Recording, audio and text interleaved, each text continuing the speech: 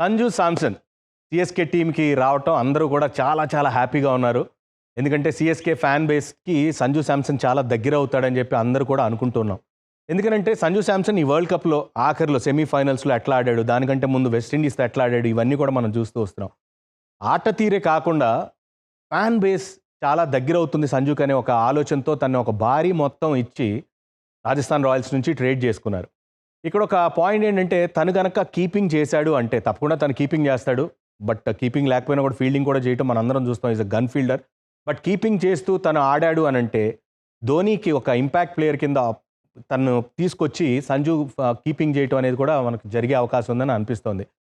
ఏదైతే ఒక great legend footsteps ఉన్నాయో మహేంద్ర సింగ్ ధోని ఫుట్ స్టెప్స్ని వన్స్ ధోని రిటైర్ అయిన తర్వాత సంజు అది క్యారీ ఫార్వర్డ్ చేస్తారని చెప్పి సిఎస్కే ఫ్యాన్స్, ఎల్లో ఆర్మీ అందరూ కూడా చాలా హ్యాపీగా ఫీల్ అవుతున్నారు. అండ్ సంజు వచ్చి బాగా పర్ఫామ్ చేస్తాడని నాకైతే చాలా అనిపిస్తుంది.